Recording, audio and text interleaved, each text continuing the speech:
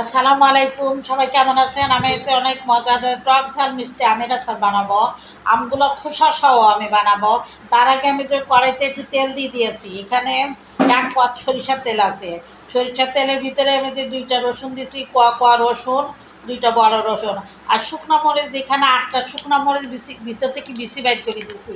ভিতরে কিন্তু বিচি রাখা যাবে না, বিচি রাখলে আচার পচে যাবে, শুকনো মরিচ পচে আচার বন্ধ হয়ে যাবে। মাঝখান থেকে ফেড়ে বিচিটা বের করে নিচ্ছি। আর সামান্য একটু পাঁচফোড়ন দিচ্ছি। সরিষার তেলে পাঁচফোড়ন ফোড়ন দিলে কি পাঁচফোড়নের গন্ধটা পুরো আচারে হয়ে যায়। আর পাঁচফোড়ন পরে আমি আর একটু দিব, যখন নামাবো তখন আমি একটু ভাজা পাঁচফোড়ন দিব। শুকনো খোলায় ভাইজা একটু গুঁড়া পাঁচফোড়ন দিব। আর এটা আমি একটু কষাই নিব। আর আমার আমটা আপনাদের যে পর্যায়ে আছে, আমটা যেভাবে কানো বছর রোদ নাই, আমি আমটা কী করছি, আমটা আনার পরে এটা অনেক কিন্তু ইয়ে আম, পাকা আম না, আদা পাকা আম, মানে খোসা কিন্তু নরম না, শক্ত। এখন এই আমটা আমি সারা রাত লবণ পানিতে ভিজায় রাখছি। ভিজে রাখার পর দেখেন আমটা নরম হয়ে গেছে, খোসাটা নরম হয়ে গেছে, ইনস্ট্যান্ট ভাই এটা খাওয়া যাবে। অনেকে আছে যে আচার দেওয়ার পরে কি খোসা শক্ত থাকে, খোসার ভিতরে লবণ ঢুকে না, চিনিও ঢুকে না, কেমন জানি লাগে। তো আমার এই আমের আচারটা এইভাবে যদি করেন আপনারা, একদম নরম, সাথে সাথে না আপনারা খাইতে পারবেন। এবং খোসার ভিতরে লবণ টবণ সব ঢুকে গেছে, যে একদম টক নাই। আপনার টক ছাড়া এখন করতে চাইলে একদম এরকম সারা রাত লবণ পানিতে ভিজাই রাখবেন, 2 বার পানি বদলাই দিবেন, তাহলে আম এমনি নরম হয়ে যাবে, টক সব চলে যাবে। তো এইভাবে রাখছি। এখন ওই মশলাটা কষাই আম দিয়ে দিব। এখানে আমি 1 বছর তেলের মধ্যে 2টা রসুন দিয়েছি বললাম তো, রসুনের কোয়া দিয়েছি, একটু হালকা পাঁচফোড়ন, আর 2টা বড় বড় রসুন দিয়েছি। দিয়ে যে একটু ইয়ে করে নিলাম, পাঁচফোড়নটা কষাই নিলাম। এখন আমি যা দিব, এর ভিতরে কোনো পানি দিব না। এটার ভিতরে 1 চা চামচ হলুদ, 1 চা চামচ, এই 1 চা চামচ, হ্যাঁ, আচারটার মাঝখানে আমি করছিলাম হলুদ মরিচ, এই যে তো দিলাম হলুদ মরিচ আর আদা রসুন। 1 চা চামচ হলুদ দিচ্ছিলাম, 2 চা চামচ মরিচ, আমি একটু ঝাল ঝাল করবো।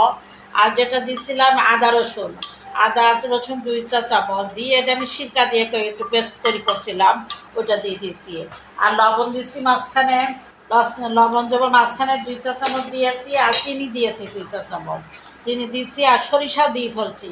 আমি এই যে সরিষা বেটে রাখছি হলুদ দিয়ে, সরিষা একটু লবণ দিয়ে বেটে রাখছি, এখান থেকে আমি 2 চা চামচ সরিষা একটু দিয়ে ফেলছিলাম এর ভিতরে। আমি যেভাবে আম করছি, আপনারা যদি এভাবে করেন, তাহলে আপনাদের আচার হইতেও সময় লাগবে না, এবং খাওয়ার জন্য অপেক্ষাও করতে হবে না। সাথে সাথে আচারও বানাবেন, খিচুড়ি রান্না করবেন, একদম রেডিমেড। এই যে দেখেন আমার আম পুরো শীত হয়ে গেছে, এবং আমের ভিতরে একদম লবণও ঢুকছে, সিরকাও ঢুকছে, আর যে মরিচ কিংবা চিনি মিষ্টি সবই ঢুকে গেছে।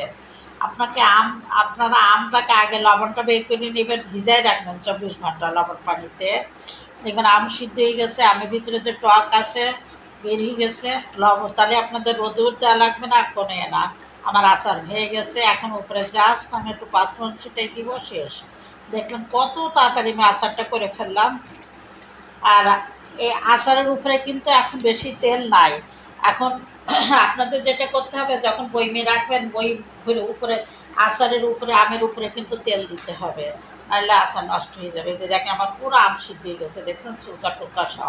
এবং এগুলা কিন্তু অনেক আম, খোসা শক্ত আম। এই আপনার খোসা সহ আম যখন দিয়ে আচার বানাবেন, শুরুর থেকে আম যখন ছোট ছোট থাকে, আটি হয় নাই, সেই সময় আপনারা করবেন, এই আচারটা বানাবেন, অনেক ভালো লাগবে। এই যে দেখেন আমার কি সুন্দর আচার হয়ে গেল। এখন আমি উপরে একটু পাঁচফোড়ন দিয়ে দিই ছিটাইয়া। পাঁচফোড়ন শুরুতে আমি একটু দিয়েছিলাম, দেখছিলেন তো, তেলে যখন বাগার দিয়েছিলাম ফোড়ন দিয়েছিলাম, পাঁচফোড়ন, শুকনো মরিচ, রসুন ফোড়ন দিয়েছিলাম। এখন আমি এটা করে রাখছি পাঁচফোড়ন, আমি এটা শুকনো টালায় তেলে একটু আদা ভাঙা করে রাখছি, পুরা কিন্তু ভাঙি নাই। এই যে এটা অল্প একটু দিয়ে রাখবো লাস্টে, 1 চা চামচের মতো দিলাম। আমি শুরু থেকে যত দিছি পাঁচফোড়ন, এটা জাস্ট গন্ধটে হওয়ার জন্য। তো কেমন লাগলো আমার আচার আপনাদের কাছে? ভালো লাগলে প্লিজ আমার পেজটা লাইক করবেন, ফলো দিবেন, শেয়ার করবেন। এই আচার আপনারা অনেক দিন ভালো রেখে খেতে পারবেন, এবং সাথে সাথে খেতে পারবেন, সবাই পছন্দ করবে। এটা আচারটা হলো টক ঝাল মিষ্টি আচার। দেখছেন আম গলে গেছে, আম গলে গেছে এবং আমের ভিতরে লবণ চিনি সব ঢুকছে। টকটকও লাগবে না, সুন্দর একটা পাবেন খাওয়ার সময়। সরিষাও কিন্তু আমি অতিরিক্ত দিই নি, দেখছেন আমার এটা কোন মশলাটা দেখছেন, আদা রসুন হলুদ মরিচ। আমি কিন্তু এর ভিতরে ধনা জিরা দিই নাই। আপনারা মশলা যখন কষাবেন আচারের ভিতরে ধনা জিরাটা দিবেন না, হলুদ মরিচ দিবেন, সরিষা দিবেন, কিন্তু সরিষা বেশি দিলে তিতা হয়ে যাবে, পরিমাণ মতো দিবেন। আমি যেমন এখানে 4 চা চামচ দিচ্ছি, আপনাদের আম যদি বেশি হয় তাহলে একটু বেশি দিলেন, অনেককে দিবেন, শুরু থেকে দিবেন না, মশলা কষানোর পর তারপর দিবেন, তাহলে সরিষা তিতা হবে না, ভালো লাগবে। হয়ে গেল আমার আমের আচার। তো সবাই আমার জন্য দোয়া করবেন, আমার পেজটাকে লাইক ফলো করবেন। আল্লাহ হাফেজ। আর আমি এটা করবো, এখানে আরেকটু সরিষার তেল দিয়ে দিব।